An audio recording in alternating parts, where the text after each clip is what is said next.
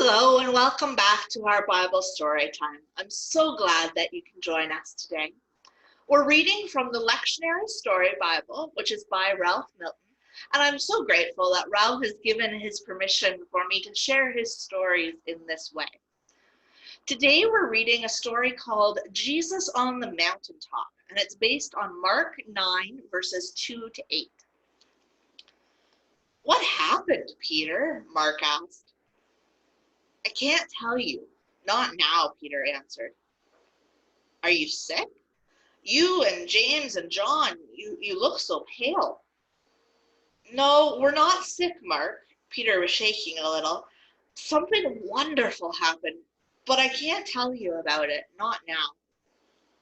Years after Jesus was killed and came back to life, Peter finally told Mark the story. "Jesus took us up to the top of a mountain," said Peter. "It was a long climb. We were tired when we got there." "Just you and Jesus?" Mark asked. "No, James and his brother John were there too. They know what happened." "I'll never forget that time," said Peter. "All of a sudden, Jesus changed. His face shone. It was like looking into the sun, and his clothes turned white, really white. Then there were two people with Jesus." "Who?" Mark asked.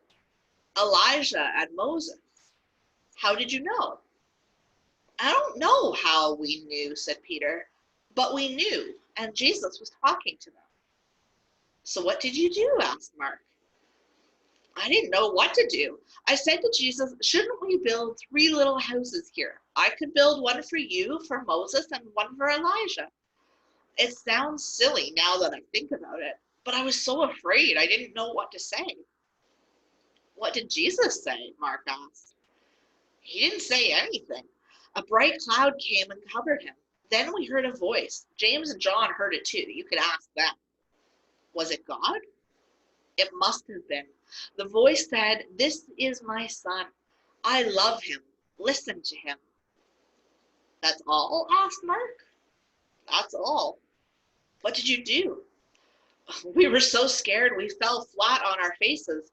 But then we heard Jesus saying very gently, 'Don't be afraid. Get up.'" Mark was shaking his head. "I don't understand. Every time I think I understand, I hear something new. Then I have to think about it all over again." "Yeah," said Peter. "I know what you mean." Sometimes it can be hard to think about all of the wonderful things that Jesus did and all the wonderful things that God did and that God is. Sometimes we think we know it all, and then we hear something else and we have to rethink it all over again. And you know what? That doesn't stop once you stop being a kid. The whole idea of God is so amazing that we can't understand it all. Whether we're a kid or whether we're an adult, it doesn't matter. God is so amazing that we'll never understand it. But you know what? God wants us to keep looking anyway. God wants us to try to keep figuring stuff out. God wants us to come in prayer and thanksgiving and to share all of our lives with God.